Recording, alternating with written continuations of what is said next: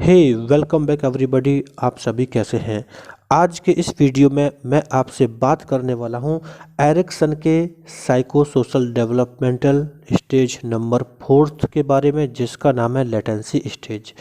साथ ही साथ मैं आपको बताऊंगा कि लेटेंसी स्टेज में किसी भी प्रॉब्लम को कोप अप करने के लिए किस तरीके से एडेप्टिव और मेला एडेप्टिव वे को फॉलो अप किया जाता है, और साथ ही साथ बात करूंगा कि इस स्टेज में कौन सा बेसिक स्ट्रेंथ रहता है।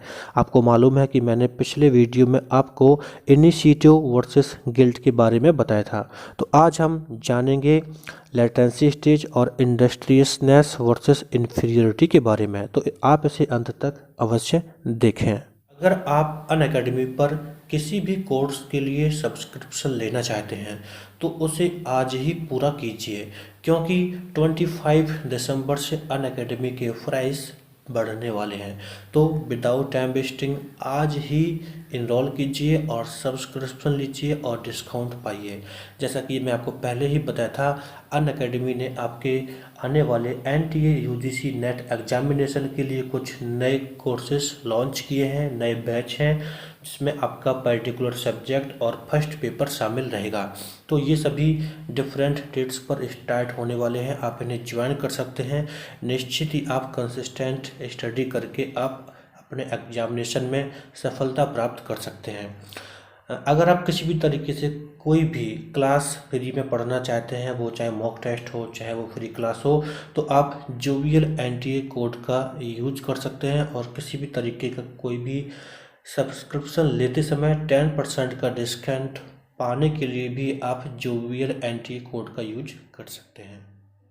नाउ लेट्स अंडरस्टैंड कि लेटेंसी स्टेज में जो प्रॉब्लम्स होती हैं उनको कोप अप करने के लिए कैसे मेला एडेप्टिव और एडेप्टिव वे को यूज किया जाता है, और कैसे इंडस्ट्रियसनेस और इन्फीरियरिटी की जो फीलिंग्स होती हैं वो होती हैं।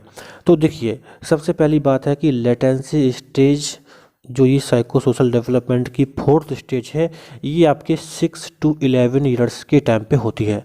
ज़रा आप सोचिए, जो बच्चा अपने उम्र में 6 से 11 वर्ष तक का होता है, तो आपने देखा होगा ऐसे बच्चे फिजिकली और मेंटली रूप से बहुत ज़्यादा एक्टिव हो जाते हैं। ये बच्चे अपने फैमिली से बाहर निकलना शुरू करते हैं, अपने आसपास खेलना शुरू करते हैं, यानी इनका एक्सटर्नल वर्ल्ड से भी टच होना शुरू हो जाता है। तो हम कह सकते हैं कि इस स्टेज में बच्चों का सोशल कनेक्शन शुरू होता है, जिसकी वजह से उन पर सोशल इन्फ्लुएंस भी होता है, यानी समाज उनको प्रभावित करने लगता है।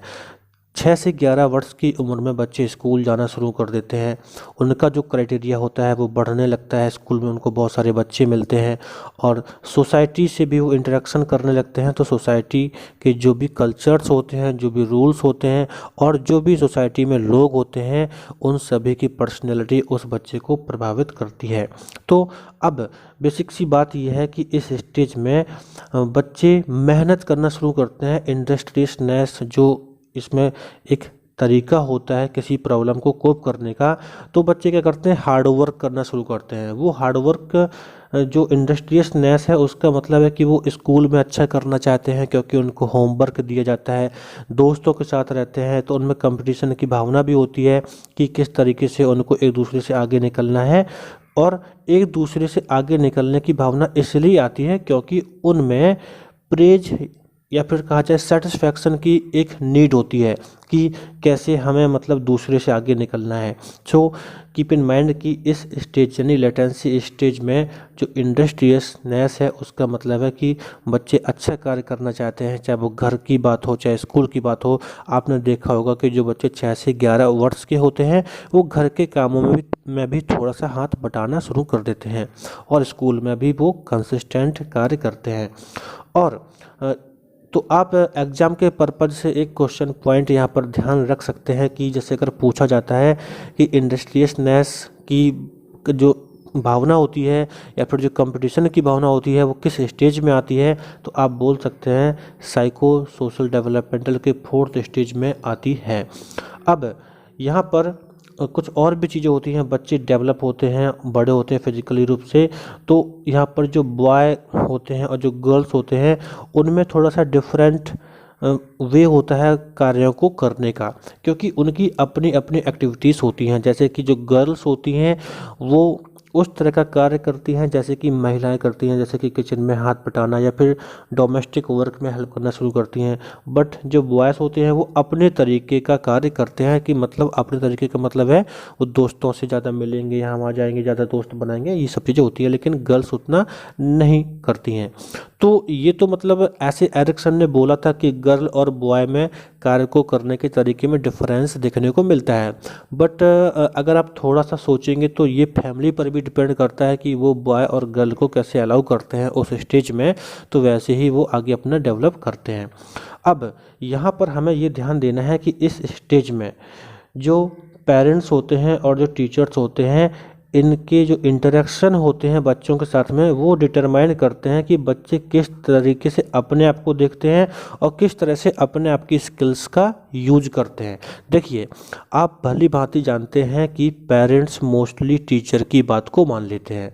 अगर किसी टीचर ने पेरेंट्स से बोल दिया कि नहीं साहब जी, आपका बच्चा तो मैथमेटिक्स में अच्छा है ही नहीं, आप उसे मैथ मत दिलवाना, है ना, तो पेरेंट्स बच्चों की उस कंडीशन को, यानी जो टीचर डिफाइन करते हैं, उसको सही मान लेते हैं।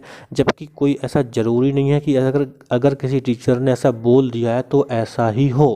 तो कहने का मतलब है इस स्टेज में पेरेंट के साथ साथ टीचर का भी बहुत ज़्यादा इम्पोर्टेंट रोल हो जाता है कि बच्चे अपने आप को कैसे समझते हैं। कैसे समझते हैं मैं इसलिए कह रहा हूँ कि जैसे मान लीजिए ये बच्चा है, अगर कोई टीचर बोलता है कि ना तुम्हें मैथ नहीं पढ़नी है, तुम्हें मैथ नहीं आती है, तो वो बच्चा अपने आप को ये सोचने लगता है कि टीचर हमारे बोल रहे हैं हमको मैथ नहीं आती है, हम मैथ में अच्छा नहीं कर सकते हैं, इसलिए हम मैथ नहीं पढ़ेंगे। तो मतलब ये है कि इस स्टेज में जो टीचर्स के इंटरेक्शन होते हैं बच्चों के साथ में, उस जो भी इंटरेक्शन होता है उस इंटरेक्शन में जो भी टीचर या पेरेंट्स बच्चों को बताते हैं, बच्चे अपने आप को वैसे ही समझने लगते हैं। जैसे कि मान लीजिए अगर यहाँ पर बच्चे खेल रहे हैं और कोई अगर ऊंचा सा एक, जैसे कि बहुत सारे झूले होते हैं खेलने के लिए, तो अगर किसी टीचर ने बोल दिया रोहन तुम ऊपर मत जाना, तुम्हें चोट लग जाएगी, तो वो बच्चा बिना ऊपर जाए ही सोचता है कि नहीं, मुझे ऊपर नहीं जाना है क्योंकि मेरे सर ने मुझको रोका है। So this is very important point कि इस स्टेज में बच्चे अपने आप को वैसा ही परसीव करने लगते हैं, वैसे ही अपने स्किल का यूज़ करने लगते हैं जैसे कि उनको टीचर या उनके पेरेंट बताते हैं। तो आपको ये ध्यान रखना है। अब बेसिक बात आती है कि इस स्टेज में स्ट्रेंथ क्या होती है। ये आपको तो सभी स्टेज में पता बताया जाता है कि कौन कौन सी स्ट्रेंथ है। तो सीधी सी बात है, इस स्टेज में जब बच्चे इंडस्ट्रियस होते हैं, हार्डवर्क करना शुरू करते हैं, तो वो उनमें कॉम्पिटेंस भी होता है। इसका मतलब होता है कि वो उनके पास जो भी स्किल है, जो भी इंटेलिजेंस है, उसको वो अप्लाई करके अपने कार्यों को पूरा करना चाहते हैं। तो सीधी सी बात है, जहाँ पे मेहनत करने की बात होगी तो वहाँ पर कार्य पूरा भी किया जाएगा। तो आप ध्यान रख सकते हैं कि जो इंडस्ट्रियसनेस होती है उसके पोजीशन के में, या फिर उसके साथ साथ में कंपटीशन यानी compete की भावना भी चलती है। सो बेसिक स्ट्रेंथ क्या होगी, कंपिटेंस होगी। तो अब आप इतना समझ गए होंगे। अब बेसिक बात आती है कि इन्फ्यूरिटी कैसे डेवलप होती है। तो जो मैंने आपको बताया था, पेरेंट्स और टीचर्स का जो इंटरेक्शन होता है बच्चों के साथ में, वो डिफाइन करता है कि बच्चे अपने आप को कैसा परसीव करेंगे, अपने स्किल का कैसे यूज करेंगे। तो इसी इंटरेक्शन के दौरान अगर पेरेंट्स या टीचर बच्चों के साथ नेगेटिव हो जाते हैं या फिर बच्चों को नेगेटिव तरीके से उन्हें उनके साथ इंटरेक्शन करते हैं, तो बच्चे अपने आप में इन्फीरियर फील करते हैं। जैसे मान लीजिए कि अगर किसी टीचर ने बच्चे से गुस्से में उससे कुछ बोल दिया कि नहीं तुम ये नहीं कर सकते हो, तुम्हें इस प्रोग्राम में पार्टिसिपेट नहीं करना है, या फिर तुम इस झूले पर नहीं जा सकते हो, तो बच्चों में इन्फीरियरिटी फील भी होती है ना।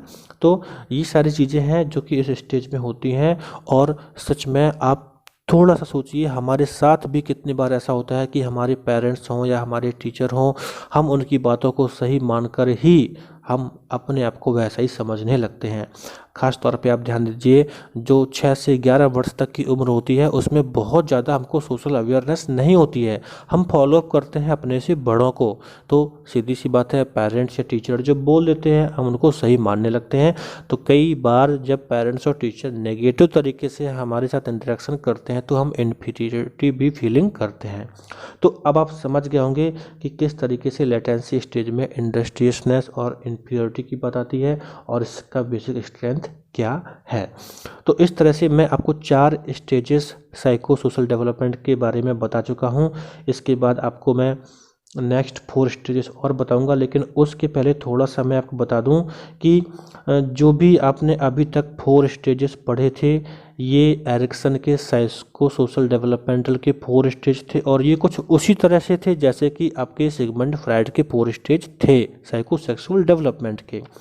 अब हम आगे जो 4 स्टेजेस पढ़ेंगे उसमें हम देखेंगे कि जब हम 11 साल से ऊपर हो जाते हैं, मतलब जब हम एडोलसेंस एज में चले जाते हैं, टीनेजर की एज में जाते हैं, फिर उसके बाद यंग एडल्ट हो जाता है, फिर एडल्ट हो जाता है, तो हम देखते हैं कि जब हम 11 साल से बड़े हो जाते हैं तो हमारा सोसाइटी के बारे में बहुत सारा अवेयरनेस हो चुका होता है। तो इस टाइम पर हम अपने अकॉर्डिंग अपने फ्रेंड चूज़ करते हैं, अपने कॉलेज अपने करियर भी चूज़ करते हैं, तो बहुत सारी चीज़ें होती हैं।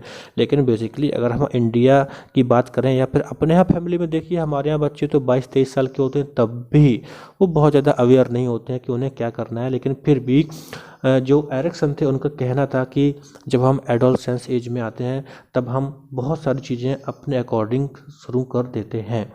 तो आगे जो आने वाली चीज़ें हैं हम उसके बारे में अच्छे से पढ़ेंगे। और यहाँ पर मैंने एक पॉइंट लिखा था कि जब भी हम मतलब कॉन्शियसली यानी चेतन रूप में जब भी हम अपने फ्रेंड चूज़ करते हैं, कॉलेज कैरियर चूज़ करते हैं, इन सब पर हमारी पास्ट लाइफ में जो भी हमारे एक्सपीरियंसेस होते हैं, जो हमारे पहले करेक्टरिस्टिक्स बन चुके होते हैं अर्ली 4 स्टेज में, उन सभी का अफेक्ट इन लेटर 4 स्टेज में दिखता है।